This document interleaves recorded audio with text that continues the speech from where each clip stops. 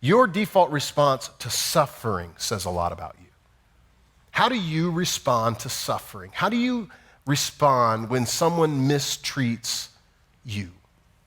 And it seems to me that when you're mistreated, maybe at work, you're blamed for something that's not your fault, you're treated differently at work, you're not given a promotion when you know you should have gotten it, you're not given a raise when you should have, you get blamed for something by your supervisor that's not your fault, your in-laws, when you face suffering, they think the best about your spouse and the worst about you all the time, every time, and they love to tell everybody about it. When people in your neighborhood kind of mistreat you, when people in your neighborhood mistreat your children, when teachers don't handle your kids the way you think they should be handled, when you know someone is gossiping about you and they're not being reasonable, they're not being fair, and you feel like you're suffering, when your spouse treats you in a way you don't deserve to be treated, when your parents are only mean to you and never think the best, they always assume the worst, when your children don't treat you with any respect and kindness, your default response to how you suffer says more about you than you can imagine. And so that's what I want to talk about today. And in talking about it, I think really there are three types of responses that we tend to give that I think say a lot about us. Here's the first one. The first default response is an aggressive response. This is where you find yourself blaming others. This is where you find yourself making excuses. This is where you find yourself responding in anger. This is where you find yourself being defensive. If I were to put words next to this, it would be the words, let's fight. You wouldn't say that out loud. You're not even really thinking, let's fight, but you're thinking, I'm being mistreated and I don't deserve this and I'm not going to stand for it. That's the let's fight response. I blame others. I tend not to see my part in it. I tend to see others' part in it. Or even if I see my part of it, I'm so good at excusing myself and so bad at thinking the best of you. I'm defensive. I give reasons. I respond in anger. I keep score. I'm going to treat them the way they treat me. We don't say this out loud, but we think I don't get mad, but I sure get even.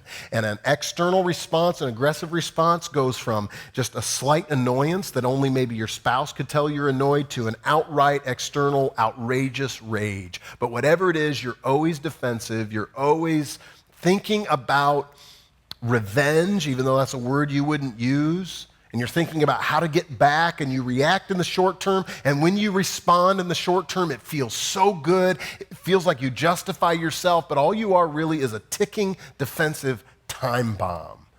Aggressive response to suffering. Maybe that's your default response. Paul, when writing about this, said in Romans 12:19, he said these words, "Do not take revenge, my dear friends, but leave room for God's wrath, for it is written, it is mine to avenge, I will repay, says the Lord." It's not our job to seek revenge. It's not our job to do that. Now, there's a second response, and the second response is a passive response. This is where we just feel a lot of self-pity, just the woe is me response.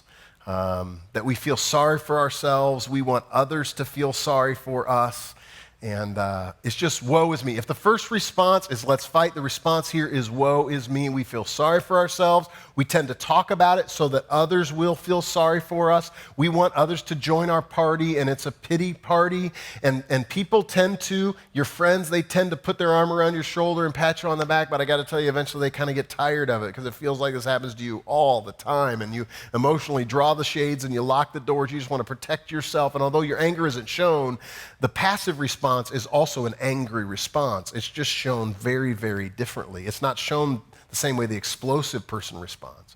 But you choose you're not going to be vulnerable, you're not going to be taken advantage of, and because you were hurt before, you're not going to be hurt again. You're going to stop that from happening. Self-pity is a form of anger.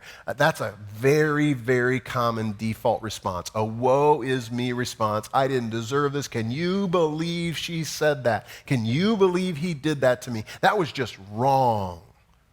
Self-pity.